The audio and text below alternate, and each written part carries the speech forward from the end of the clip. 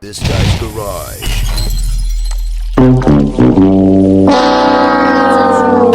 Thank you, Mr. Speaker, for that apology. I have to say, though, as a parliamentarian, Members for their attention. Minister. The Honourable Minister is rising on a point of order. thank you, Mr. Speaker, for that apology. I have to say, though, as a parliamentarian, as a Canadian of Jewish origin, as a descendant of Holocaust survivors whose majority of her family walked in to Auschwitz-Birkenau, and only my grandfather and his brother walked out, that I think this hurt all of us in Parliament. And I'll say that personally, I feel particularly hurt by this. I would say that as parliamentarians, we place our trust in you. There are many times when we recognize people in the gallery, and we do so on your good advice and your good offices. And all of us here did that in the chamber on Friday because we trusted you on that. I think this unfortunate situation has been deeply embarrassing for Canada's Parliament. I think it's been deeply embarrassing for Canada, and I think it was deeply embarrassing for the President of the Ukraine, who came here in friendship, who came here because we are a strong ally, and who came here because he trusted Canadians. I appreciate that this was that you're taking responsibility because this was your initiative, and you have confirmed that neither the Government of Canada nor the Ukrainian delegation had any prior knowledge to this individual being invited to the House or that he would be recognized.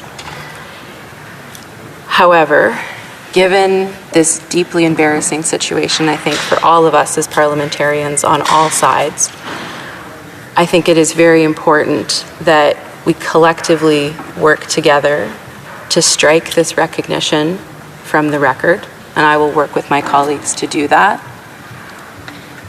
To all those who have loved ones that were in the Holocaust, to Jewish Canadians, today being Yom Kippur, the holiest day in the Jewish calendar, a day of atonement, a day to prepare for the year ahead.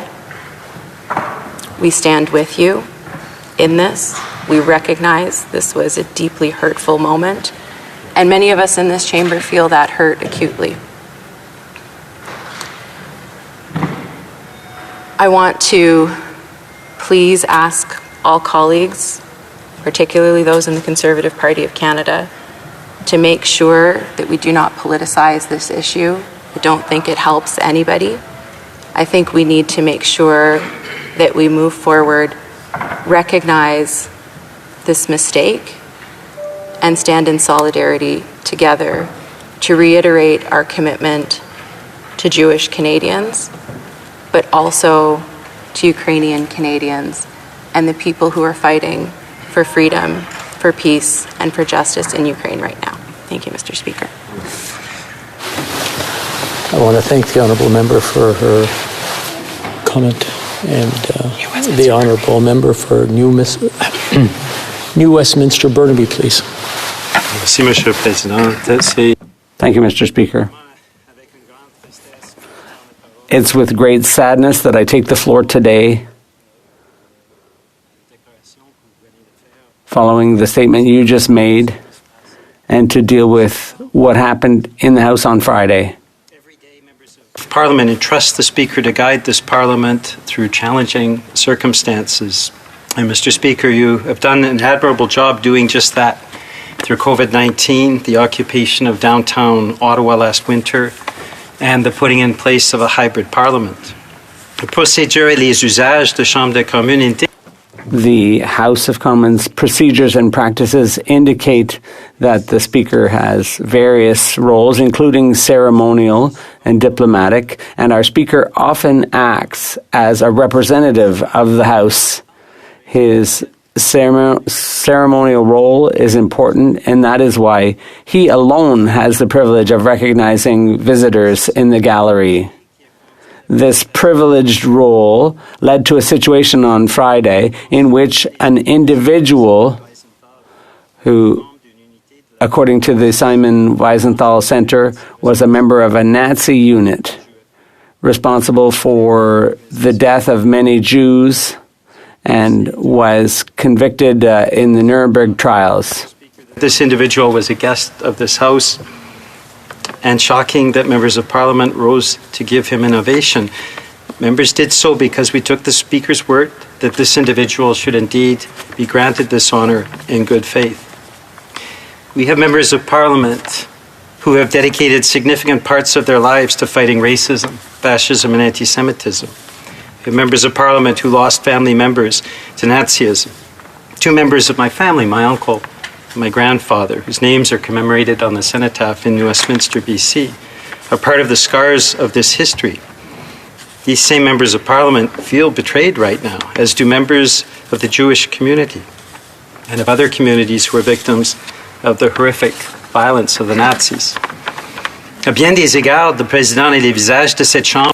In many ways, the Speaker is the face of this House and represents our joint commitment to democratic institutions and principles. The Speaker has to be above reproach in that role.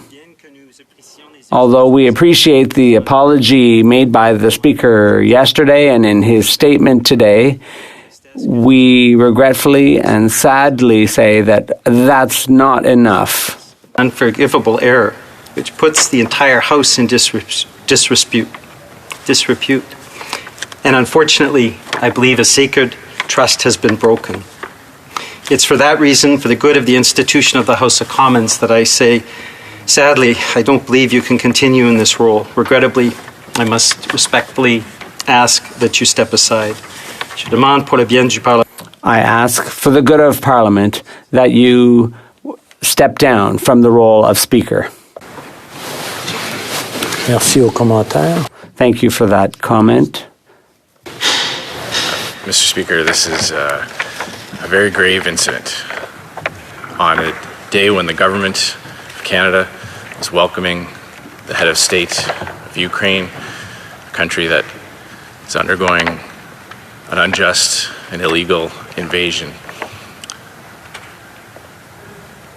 There was a guest in the gallery whose presence fed into the Russian propaganda and narrative about the bogus justification for Putin's illegal invasion. State visits are organized by the government. Every aspect of President Zelensky's visit would have been highly managed by the PMO. There are obviously incredible security concerns when you have not just a head of state, not just a head of a foreign dignitary, but someone whose people are fighting for their lives and their survival, someone who is targeted by Vladimir Putin's regime. Obviously, there are massive security implications. Your statement doesn't answer the questions around how this individual was vetted, how the government, who would have seen all aspects, all guest lists, all interactions with President Zelensky, allowed that person to be in the chamber. Members of Parliament don't have the ability to vet who might happen to be in the chamber on any given day. That's the responsibility of the Director of Protective Services, who reports to the Minister of Public Safety. And the coordination between the Prime Minister's office, the protocol office here in the House of Commons, and that protective service is what members trust is happening to make sure that things like that don't happen. If someone of that background, which a straightforward Google search will show served in that particular division during World War II. If that basic level of vetting was not done by the government, that raises serious concerns. What kind of message does that send to our allies around the world? That when they come to the House of Commons to address the House and Senate, that basic rudimentary vetting as to who might be in the galleries isn't done? That's incredible, Mr. Speaker. So we'll take your statement under advisement. We'll have more to say on this, but there are still many, many questions that need to be answered as to how the Prime Minister's office so completely dropped the ball on this.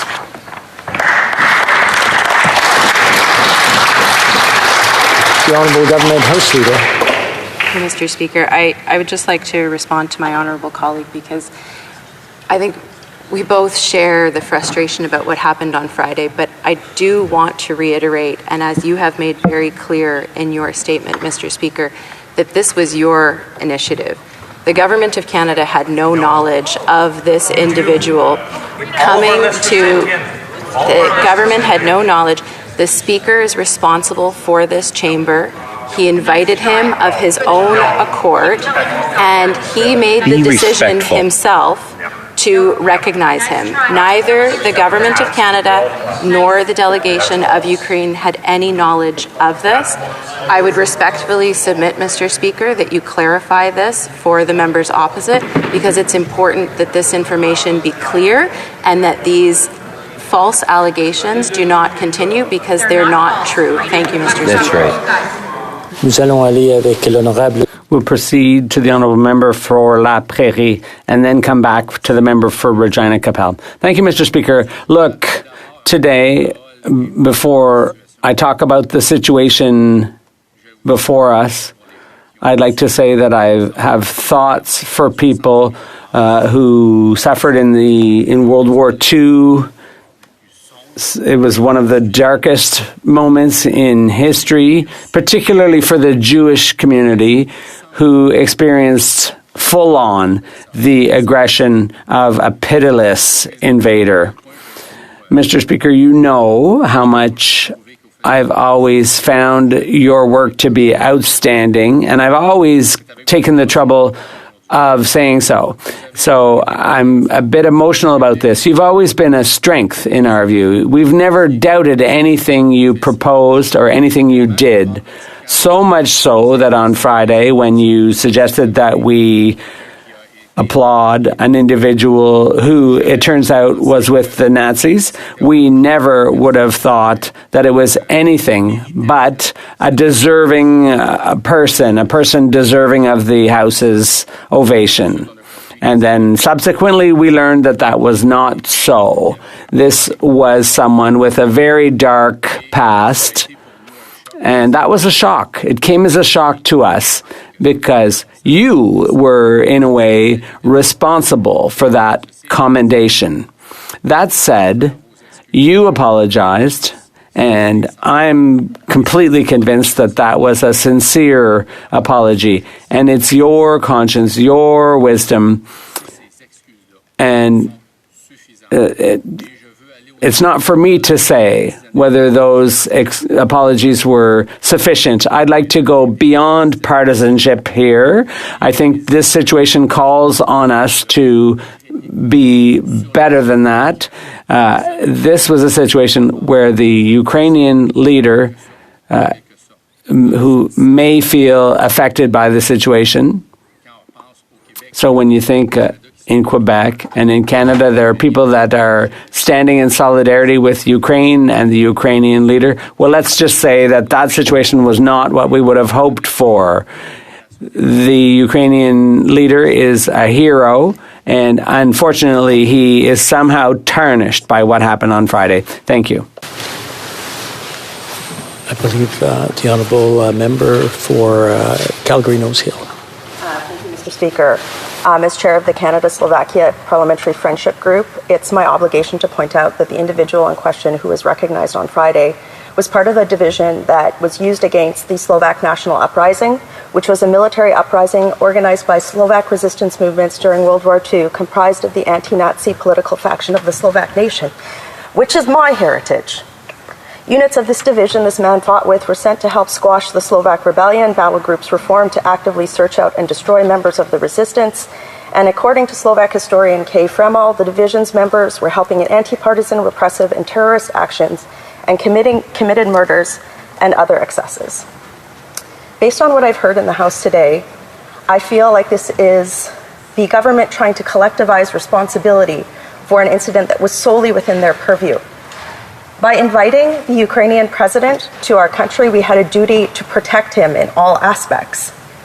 And by the government failing to have either a non-existent or judgment-free vetting process for members who would be recognized and lauded in the House of Commons, the House of Commons should be not accepting collective responsibility for that abject, egregious lack of judgment that has tarnished the reputation of our country and led to people like the ambassador from Poland demanding an apology from us. This is a time in which our country needs to be having, our allies need to be standing with us. There should be no question about whether or not we have our act together, and yet here we are having this debate. It's beyond an embarrassment. It is a stain on our country. And I refuse, as a member of this place who represents 120,000 Canadians, to collectively share responsibility with a government that has a pattern of not vetting questionable individuals that they take meetings with. Jaswal Atwal, Joshua Boyle. Enough. I will not, on behalf of my constituents, take 1 ounce of blame for this government failing a vetting process. They can say, Mr. Speaker, it was your purview. They invited this man. They invited this world global leader here. And they failed to vet this. So no, on behalf of the constituents of Calgary Nose Hill, I will not accept collective responsibility, and the buck stops at the Prime Minister's office. The Honourable Opposition House Leader, then the Government House Leader. Before anything starts, I just want to make it clear that it was my decision, and my decision alone. This was a constituent who wanted to wanted to be here, and I recognized him. It was my decision, and I apologize profusely. I cannot tell you how regretful it is, and it may not be good enough for some of you, and for that I apologize. And I'll let the Honourable Opposition House Leader take it from here, and then we'll go to the Government House Leader. Thank you, Mr. Speaker. And I just want to underscore the point that my colleague just raised. This is a question about, is it the government's position that when we have a foreign head of state, that the government does zero security vetting for who will be in the same room as that head of state? Is that the message that we're sending to our allies, that when they come here, you don't know who's going to be in the gallery? I mean, what kind of message does that send to Canada's partners and allies around the world? And that's the point that we're raising, Mr. Speaker. It's all well and good for you to come in and accept your share of the responsibility. But there's only one entity in this chamber that has the resources and the mandate to keep people safe. As my colleague just pointed out, when President Zelensky comes here on the invitation of the Prime Minister, when the entire itinerary is planned by the PMO, the Government of Canada has an obligation to him personally to secure his safety, has a responsibility to the people of Ukraine to ensure the safety of their president. And he has a responsibility to all Canadians to uphold the dignity of Canada as a country, as a trusted partner and ally. And in all three of those areas, Mr. Speaker, the Prime Minister failed. Yes. Failed to do that basic level of responsibility. That's the point that we're underscoring, Mr. Speaker. There was a Nazi in the chamber. There's only one entity, one group that could have done anything about it, that could have flagged that. And as I mentioned, the director of the Parliamentary Protective Service reports up to the Government of Canada for operational matters. That is in the mandate of the Protective Services. The Director of the Parliamentary Protective Service must be a member of the RCMP. That's in the enabling legislation. That was all done for a reason, Mr. Speaker. Yes. I was in the chair when that legislation was passed, and it was precisely because the House of Commons itself did not have the capability to do full security vettings and background checks on individuals. That was the reason why we did that. Yes. Yeah. Yes. To make available to the House of Commons the resources of federal institutions like the RCMP and like CSIS. That is why we do not accept the attempt to collectivize blame for this. Opposition parties do not have access to CSIS reports. We do not have access to the RCMP's vast capabilities to do background checks and vetting. And in this case, it would have taken a simple Google search to find a blog post written by that individual saying that he served in an SS division, in a Nazi division during World War II. And again, all those resources are available to the government. The mandate, the responsibility lies with the government, and the entire reporting structure of the parliamentary precinct services here flows up to the government. That's why we still have many, many questions, and this issue does not end with your statement or your apology. The Honourable Government House Leader. Thank you, Mr. Speaker. Look, I have immense respect for my colleague opposite. In fact, he was the Speaker. He occupied that chair. And so he would know that as the Speaker, you do have prerogative to invite guests into the chamber. I will reiterate, neither the government nor the Ukrainian delegation had any prior knowledge. In fact, if colleagues will recall, when the recognition was done, it was done by the Speaker, and we did it on the good offices of the Point of order, Speaker. Mr. Speaker. Ask the Honourable Member to respect. This is a very difficult time for everyone in this chamber. And I understand that emotions are running loud and running high, but I'm going to ask everyone to listen to each other. I don't think I've ever been through a tougher time in this chamber or in this House since I got here in 2004. So I would ask some respect for both sides, so that if someone is speaking, please show some respect. The Honourable Government House Leader, please continue. Wow. You know what? It's not even worth responding to. Please continue. Mr. Speaker, I would just reiterate for colleagues that if they recall when this moment happened, it happened during the Speaker's remarks. We were all caught off guard by this. I'm not trying to collectivize responsibility. I'm trying to lay the facts on the table, which my Conservative colleagues are choosing to ignore. I have asked them respectfully not to politicize this issue. In fact, it hurts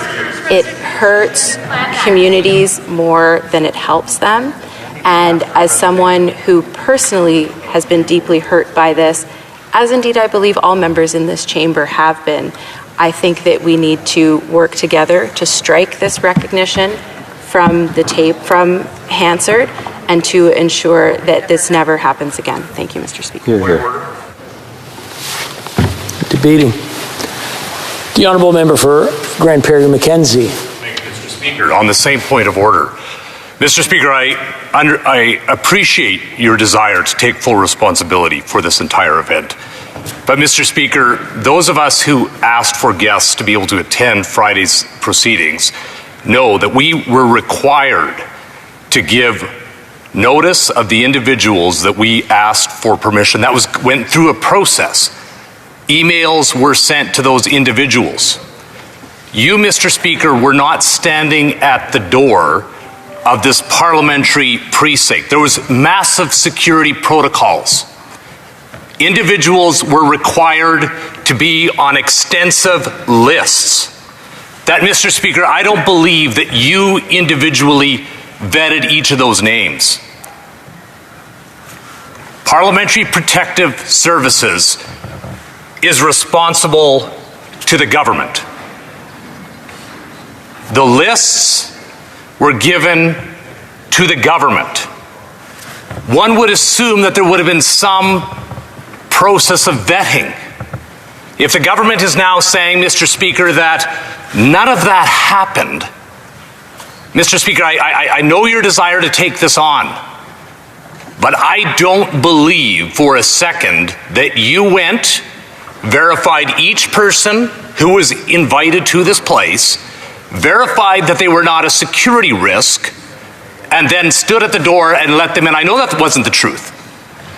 So this attempt by the government to state that this was your doing and your doing alone, that you alone are responsible and that they bear no responsibility, is to send a signal to all Canadians and all of our allies that we're not serious about anything. Well, I'm not going to take collective responsibility for what in fact is the government's responsibility. And Mr. Speaker, I'd recommend you not do it either. The Government House Leader. Thank you, Mr. Speaker. Unfortunately, I think my honourable colleague has misinterpreted what I was saying. What I was saying and what you yourself indeed have said is that you invited this particular individual. You yourself decided to recognize this individual without informing either the government or the Ukrainian delegation that you would be doing this. When it comes to everyone that was invited to Parliament, of course that vetting happened. However, the decision to recognize an individual was that of the Speaker, and I would ask that the members opposite would please be respectful. This is a very difficult time for all of us, but I do ask them to stick to the facts and the issue at hand, which was the fact that this individual was invited by the Speaker and the decision to recognize by the Speaker, not by the government. Thank you, Mr. Speaker. The Honourable Member for Regina Capel, or the Opposition House Leader. Mr. Speaker, we are getting completely mixed messages today. And, today is the celebration of Yom Kippur, where our Jewish fellow citizens will be celebrating, coming hot on the heels of this just atrocious international incident that the government allowed to happen. We need clarity. Just a few moments ago, the government House Leader said that the government had no idea that this individual was invited. Now, the House Leader has just said that there was a vetting process. So I'd like some clarity right now. Did the Government of Canada receive a list with this individual's name on it? Yes or no? The Honourable Government House Leader. Speaker, I was referring to the fact that, of course, security measures are taken for invitations to Parliament. However, this individual was invited by the Speaker. The government had no knowledge that this individual was invited or that he would be recognized in Parliament. Thank you, Mr. Speaker. The Honourable Member for South Surrey, White Rocks. On the same point of order, Mr. Speaker, and I appreciate you taking responsibility for your part in this. It is something that is weighing very heavily ever since it happened on all of us here. And a lot of the public does not understand how this person or anyone with that history could possibly have been here and how all of us could not have known. And I think it has been explained that there is no ability on behalf of opposition members to know when someone is introduced from the gallery. We had no notice and we had no context for that. However, there is a concept in law about responsibility, and that concept is someone either knew or ought to have known. And this is where we have a disconnect in these discussions today, because it isn't only up to the Speaker of the House who sits in the gallery. It is up to the responsibility of those charged with our national security and our overall security in this House. Those of us who lived through a terrorist attack back in 2014 know this all too well, when someone charged into Centre Block with a weapon, and we were all engaged in that terrible day. And because of that day, when we used to have just an unlocked door in front of Parliament, I think our naivete was shattered that day, and changes were made, as the House Leader has already gone through. And those changes squarely put the responsibility for the safety and security of all our members in this House in open galleries. There are countries that have bulletproof glass between the public galleries and their legislators. Not here. We still have a very open way of doing our business. But we put trust in those in authority, in the Prime Minister, in the Prime Minister's office, in the Privy Council office, and in the Speaker's office, to ensure that we have our debates here, we have our discussions free of worry about security issues, or when it comes to recognizing, we trust that the reason we're being asked to recognize is because that person has made significant contributions either to Canada or internationally, or they are noted and elected government officials, sometimes from provinces or other countries. So we repose that trust in our authority positions. And it, in my view, Mr. Speaker, it is wrong, and it is trying to escape responsibility for the government to say that they had nothing to do with it. If they didn't, they should have. Yes. And if they let it all happen, and they are mere observers in the great play of life, as they often say about so many things, we're just on the outside, we're observers. No, they are the government, they are the executive, they are the ones in charge. And they should have done their job, and they didn't. Hear, hear. Mr. Speaker.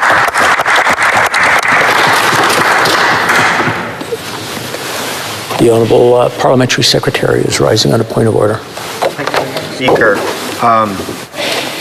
As a Polish Canadian, I can say that for many Poles and Polish Canadians, the month of September is a difficult one. It's a month where many Poles and Polish Canadians commemorate the German Nazi invasion of Poland and the Soviet-Russian invasion of Poland, September 17th. 6 million Poles were murdered, were killed in the Second World War. 1 out of 5 citizens.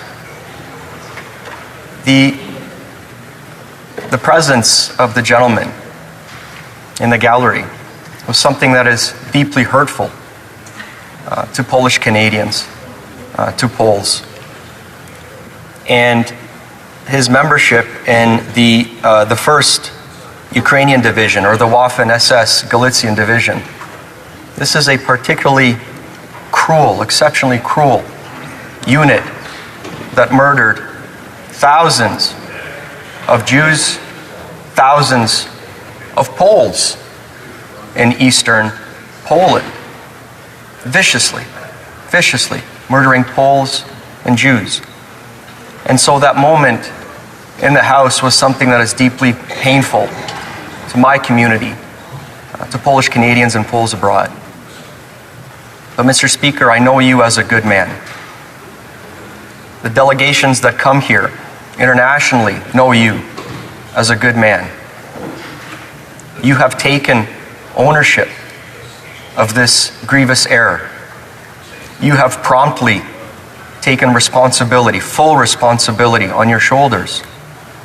And you apologized deeply. My interest here is that we work together as parliamentarians to make sure that we have the systems in place, that this never happens again in this House. Thank you, Mr. Speaker. I want to thank the Honourable Member for Windsor-Tecumseh. If there's no other interventions, Once again, I want to apologize for what happened and really tell you that the intention was not to embarrass this house. L'intention était de... The intention was to show what history was about and how it continues and how things should stop. My sincere apologies to the House, to each and every one of you who are in the House today, and to all Canadians for having been put through this.